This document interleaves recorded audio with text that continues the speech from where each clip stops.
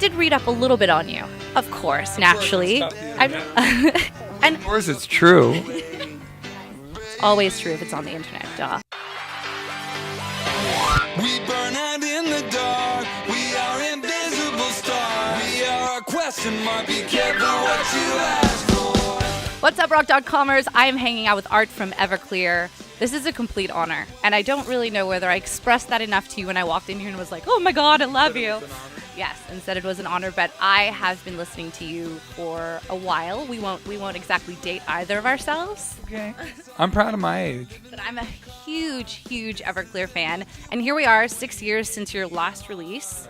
What have you been doing for the past 6 years? We've missed you. Living life, doing shows, hanging out with my band, raising kids. I had another daughter. I have a 20-year-old and a 4-year-old. Living life, you know. What happens with people who do this professionally and are signed to labels is you get into this cycle, kind of a vicious cycle where you write, you record, you tour, and then you write, record, and tour. You write, record, and tour. And people don't take a break out to live some life and get some grist for the mill. And I think inherently I just kind of intuitively did that. And about 2 years ago I was ready to start writing.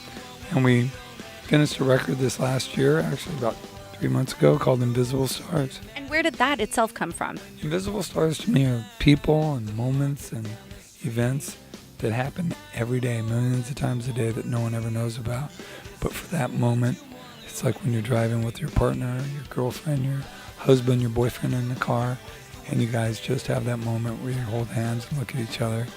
Where does that come from? How can you get better than that? That's the invisible stars, the invisible moments.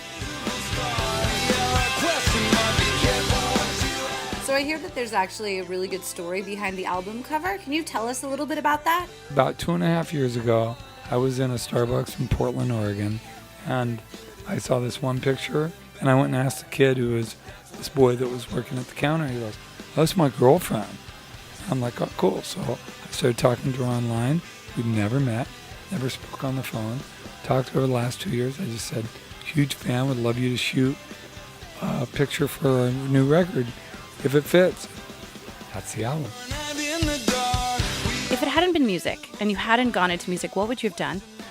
Marine biologist, work with dolphins. I think they're smarter than us. I think they'd run the show.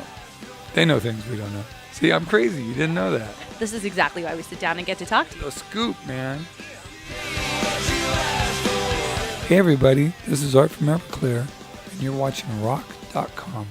Please go to summerlandtour.net or everclearonline.com. Everclear, Sugar Ray, Gym Blossoms, Lit, Marcy Playground, 5 bands, 4 hours, all summer long. Do yourself a favor, look the other way.